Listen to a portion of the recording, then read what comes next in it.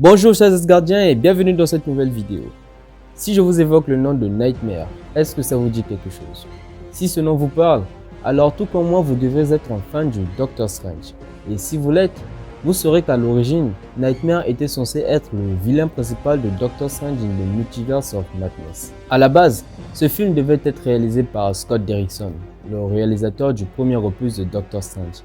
Mais suite au fait que ce soit Sam Raimi qui ait repris la réalisation du film, le scénario du film a complètement été réécrit et certaines idées ont dû être mises de côté pour introduire de nouvelles en rapport avec le concept du multivers. Mais comme je viens de le dire, ces idées ont juste été mises de côté.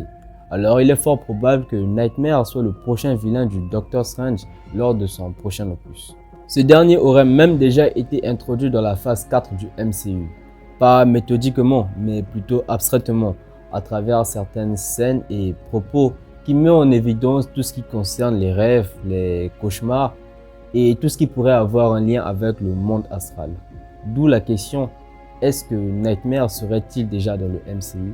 Tenez-vous prêts chers Asgardiens car dans cette vidéo nous parlerons de la possible implication de Nightmare dans certains événements qui ont eu lieu lors de la phase 4 du Marvel Cinematic Universe.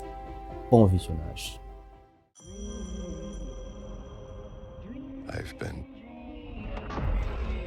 dreaming every night, the same dream. And every morning, the same nightmare. Doctor Strange in the Multiverse of Madness a plusieurs fois fait mention du nom de Nightmare et tout ce qui pourrait avoir un lien avec lui. Tout d'abord, il faut savoir que Nightmare est une entité démoniaque extradimensionnelle qui ne peut mourir à proprement parler. Nightmare a un cousin connu sous le nom de l'Hôte des Ténèbres, apparu dans Shang-Chi et la Légende des 10 Anneaux. Le MCU ne l'a jamais mentionné, mais comme dans les comics, Nightmare et le Dweller in Darkness sont cousins. Et comme ils sont tous les deux des seigneurs de la terreur, je me dis qu'ils doivent forcément avoir un lien de parenté dans l'univers cinématique de Marvel également. Étant cousins, tous les deux possèdent la capacité de manipuler les esprits des êtres puissants mentalement instables afin de les corrompre en les projetant des illusions audibles de leurs proches bien-aimés perdus pour ainsi les manipuler à leur guise et leur faire des choses horribles. Cela a été le cas de Wenwu, alias le Mandarin et père de Shang-Chi, qui fut manipulé par l'Hôte des Ténèbres en utilisant la voix de sa défunte femme, lui faisant croire qu'elle était celle qui fut piégée derrière le sceau de la porte sombre dans la dimension de Talo, créée par les habitants de Talo et la Grande Protectrice, un dragon géant qui dans la mythologie chinoise serait Shenlong, le dieu dragon, dieu des mers et des tempêtes. Après avoir libéré l'Hôte des Ténèbres, ce démon s'en prit à Wenwu et dévora son âme.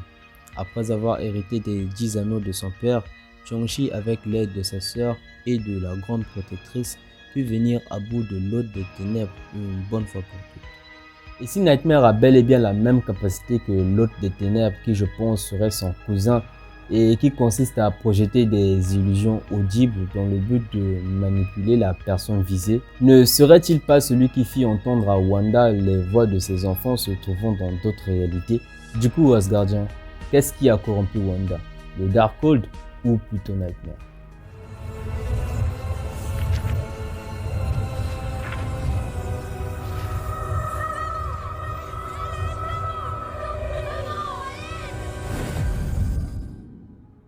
Il est bien évident que le Darkhold exige un lourd tribut et corrompt tous ceux qui en ont fait usage. Mais il est aussi important de signifier que Nightmare est aussi comme l'Hôte des Ténèbres une entité manipulateur et corrupteur. Dans les comics, Nightmare est un allié de Shumagorath, une entité interdimensionnelle à la puissance démesurée qui est vénérée et considérée comme l'un des premiers seigneurs du chaos. Dans le MCU, Wanda invoqua une créature du nom de Gargantos, un disciple de Shumagorath, dans le but de capturer America Chavez pour s'emparer de son pouvoir, qui lui permet de voyager à travers le multivers. Et comme ce fut le Darkhold qui permit à Wanda d'invoquer Gargantos, et que le créateur du Darkhold n'est autre que Thorn, le premier démon, le dieu du chaos, il ne serait pas anodin de ne pas penser que toutes ces entités démoniaques ne seraient pas en quelque sorte liées. D'abord, rappelons-le que le MCU est une réécriture des comics. Alors il se pourrait bien que Nightmare soit en fait un des disciples ou même un allié de Thorn. Nightmare se serait ainsi servi de Wanda Maximoff dans le but ultime de libérer Thorn en détruisant le mont Wundagore dont il était fait prisonnier. Si ce n'est pas Thorn qui a manipulé Wanda afin de le libérer du mont Wundagore, alors je pense qu'il pourrait s'agir de Nightmare.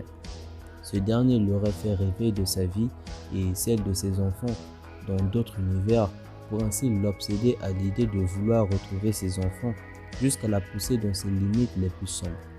Alors Wenwu et Wanda Maximoff ne sont pas si différents après tout. Tous les deux ne sont pas comblés et dans le désespoir de retrouver le bonheur qui leur manque tant, seraient ainsi des profs facilement manipulables par des entités du même calibre que Nightmare. Mais une chose m'intrigue quand même dans Doctor Strange in the Multiverse of Madness. Bien que Nightmare n'ait pas été officiellement le vilain principal du film, une question me taraude. Est-ce que le Sinister Strange n'aurait-il pas aussi été corrompu? Ce dernier, tout comme Wenwu et Wanda Maximoff, n'est pas également comblé. Nous savions que Strange est un personnage très complexe et aussi très nuancé, mais il n'est pas totalement mauvais en somme. Sauf que le Sinister Strange est totalement différent de tous les Strange qui nous ont été introduits jusqu'à présent. Ce dernier est un meurtrier et est certainement le seul Strange dans le multivers, je dis bien le seul, qui se permet d'utiliser des rêves passerelles pour tuer d'autres versions de lui dans d'autres réalités alternatives. Et ça, ce n'est pas vraiment ce qu'un Strange est censé être. Je dirais même plus que le Sinister Strange serait en quelque sorte possédé, et pas par n'importe qui, mais plutôt par une entité qui n'est autre que Nightmare. Et là vous commencez à voir là où je veux en venir. N'as-tu jamais fait ce rêve où tu tombes dans le vide comme si on t'avait poussé du haut d'un immense gratte-ciel? Eh bien, c'était probablement moi. C'est à ce moment que Strange réalisa que celui qui était en face de lui n'avait aucunement de bonnes intentions. L'expression sur le visage du Docteur Strange montre que le Sinister Strange lui semble même familier. C'est comme si Strange avait une idée de qui était vraiment devant lui, et celui qui était en face de Strange n'était autre que son pire cauchemar, n'était autre que son pire ennemi, son Nightmare, on va dire en quelque sorte. Si Nightmare apparaît réellement dans le troisième opus du Doctor Strange, ce que j'aimerais vraiment qu'il se produise, comment est-ce que Strange pourrait venir à bout de cette entité démoniaque extradimensionnelle et quasi immortelle sans son artefact principal qui est la pierre du temps?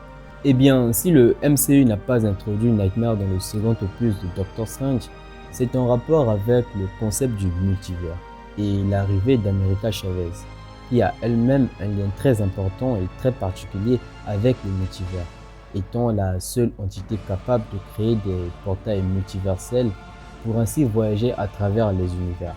Je pense que la défaite de Nightmare aura quelque chose à voir avec América Chavez. Tout simplement parce que celle-ci n'est pas du tout comme les autres humains. Contrairement à tout le monde, América Chavez ne rêve jamais. Et cela jouera en faveur de Strange. Les rêves sont des fenêtres dans les vies de nos doubles multiversels. C'était sa théorie. Alors ce rêve récurrent où je m'enfuis tout nu pour échapper à un clown? Quelque part ailleurs, c'est réel. Je suis la seule au monde. Qu'est-ce qui te fait dire ça? J'ai déjà cherché. Et je rêve jamais. Comme vous l'aurez compris, une personne ne peut rêver que si ce dernier possède un double ou plusieurs variantes multiverselles. Et América Chavez ne rêve jamais, donc elle est unique dans le multivers. Étant donné que Nightmare ne peut s'attaquer qu'à ceux qui possèdent des variantes dans le multivers, América Chavez possède ainsi un avantage sur le fait que Nightmare ne peut pas l'atteindre. Et comme l'a dit l'ancien dans l'épisode 4 de What If, le seul capable de battre Strange n'est autre que lui-même. Du coup, Strange trouvera toujours une solution pour venir à bout de Nightmare si ce dernier apparaît dans son troisième opus. Voilà, c'est terminé. Je vous remercie d'avoir regardé cette vidéo jusqu'au bout. Ça a été pour moi un grand plaisir que vous m'accompagniez tout au long de cette vidéo. J'espère de tout cœur que vous continuerez à me suivre dans mes nouvelles explorations. Likez la vidéo si celle-ci vous a plu. N'oubliez surtout pas de vous abonner et aussi d'activer la cloche de notification pour ne rien rater de mes prochains contenus. Je pense que j'ai assez parlé de Nightmare dans cette vidéo. J'avais vraiment envie d'en discuter avec vous. Surtout que ce dernier n'est jamais virtuellement apparu sur l'écran dans Doctor Strange in the Multiverse of Madness. Mais je m'attends quand même à ce que Nightmare apparaisse dans le troisième opus de Doctor Strange. N'hésitez surtout pas à me faire part de vos retours à ce sujet. Pensez-vous que Nightmare serait déjà dans le MCU? Pensez-vous que ce dernier ait en quelque sorte manipulé Wanda? Ou pensez-vous que le Sinister Strange serait en réalité Nightmare? Partagez avec moi vos théories et vos idées, je me ferai un plaisir de lire et répondre à tout le monde. Si vous avez manqué ma vidéo sur l'incursion causée par Doctor Strange ou sur la connexion entre She-Hulk, Secret Wars et Ghost Rider, les annotations de fin vous redirigeront vers de belles vidéos. Quant à moi, je vous souhaite à tous une excellente journée ou soirée, où que vous soyez. C'était l'Asgardien et que l'éternelle flamme soit avec vous. Ciao!